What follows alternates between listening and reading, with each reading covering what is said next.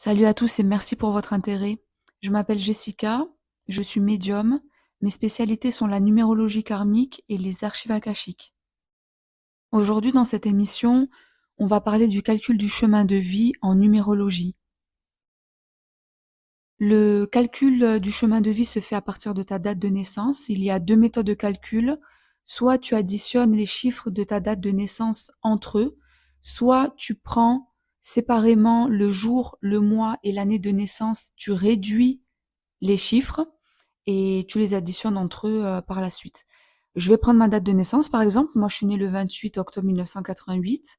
Donc, si je fais 2 plus 8 plus 1 plus 9 plus 8 plus 8, ça va me donner un résultat que je vais additionner et qui va me donner le chemin de vie 1.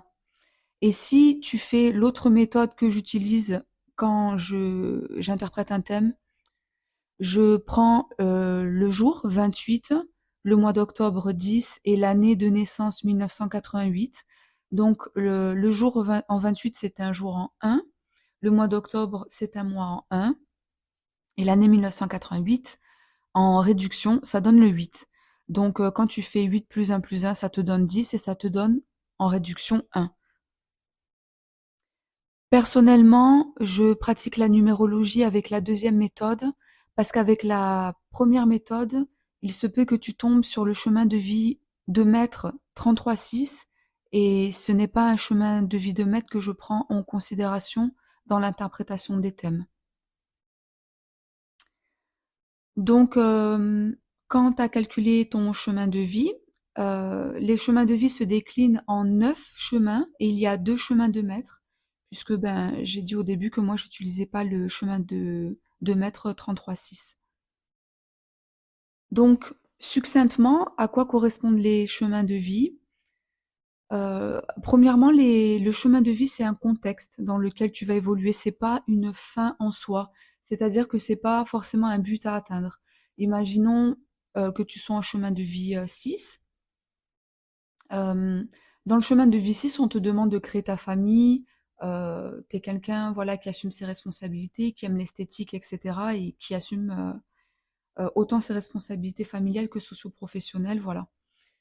Mais dans le chemin de vie, qui est un contexte, euh, ton incarnation va te demander de créer ta famille, d'assumer tes responsabilités, mais c'est un autre calcul qui va te faire prendre conscience de pourquoi tu es venu sur Terre.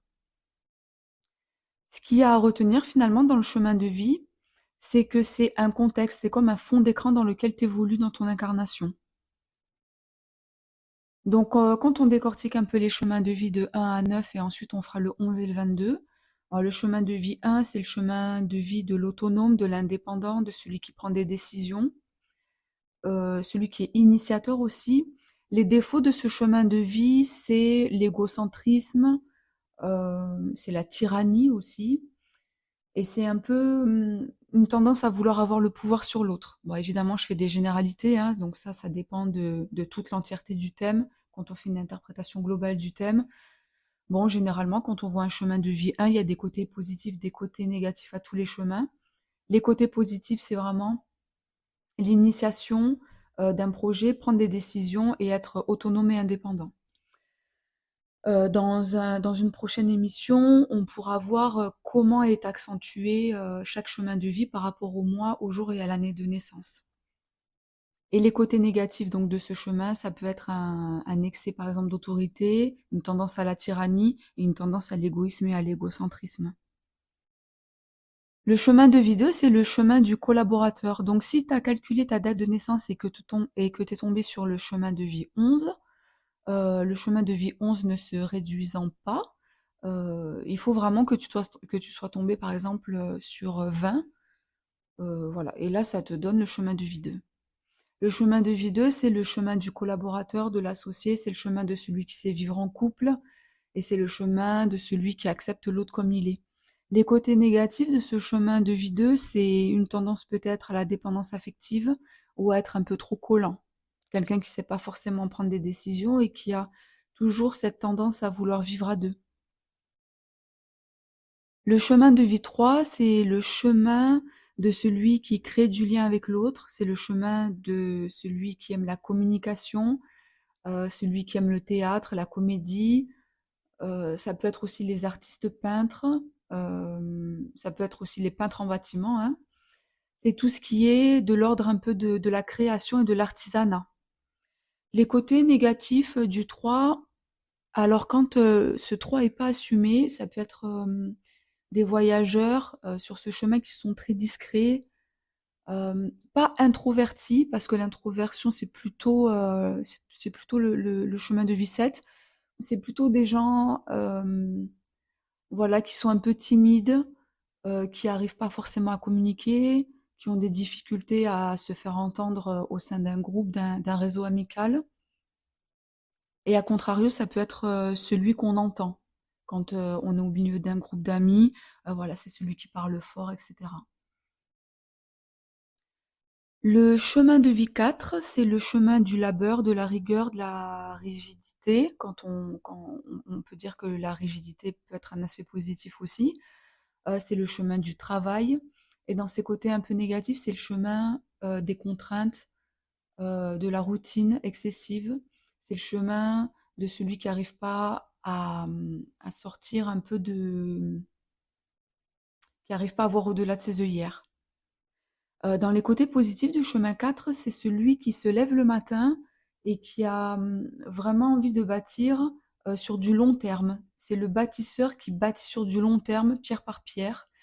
Le chemin 4 aussi, dans ses côtés négatifs, il y a une certaine tragédie. On peut perdre des gens proches tragiquement. Il peut nous arriver des choses du jour au lendemain. Le chemin de vie 5, c'est le chemin du voyageur, c'est celui qui aime la liberté, le changement, l'adaptabilité, c'est quelqu'un qui est curieux et vif d'esprit. Les côtés négatifs de ce chemin, ça peut être tout ce qui est en rapport avec les excès en tout genre, excès d'alcool, excès de drogue, excès de sexe, excès de tout. Ça peut être excès du travail, excès de l'amusement, ça peut être aussi la fuite en avant et voilà, des gens qui sont pas dans une routine stable. Euh, Quand on appelle routine, ce que j'appelle routine stable, c'est quand on est dans le monde, le monde dans la vie quotidienne. C'est important d'avoir une routine, c'est ce qui permet de se lever le matin pour aller bosser, c'est ce qui permet de mettre de l'ordre dans ses affaires, etc. Et quand on n'est pas dans ce genre de routine, on est un peu peut-être éparpillé. Donc ça, c'est les côtés un peu négatifs du chemin 5.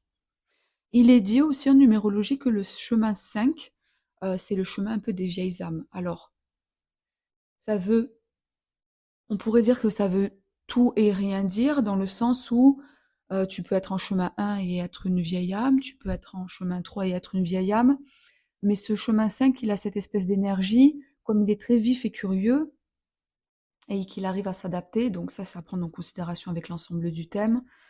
Il y a cette énergie un peu de touche à tout. C'est pour ça qu'on a tendance à dire que ce sont des vieilles âmes. Le chemin de vie 6, c'est le chemin du chef de famille, c'est le chemin de celui qui assume ses responsabilités socio-professionnelles et familiales. C'est celui qui est attaché au clan, familial ou pro. Et c'est celui qui aime l'esthétique, qui aime l'harmonie, qui est attaché à son foyer et qui aime tout ce qui est beau, notamment la musique. Les côtés négatifs de ce chemin, ça peut être, alors c'est aussi quelqu'un de sensible, ça peut être qu'il aurait tendance à confondre ce qui pense être bien avec ce qui l'est pas forcément. C'est-à-dire qu'il a une tendance à la confusion entre le relatif et l'absolu. Et il a une tendance aussi à l'idéalisme comme le chemin 9.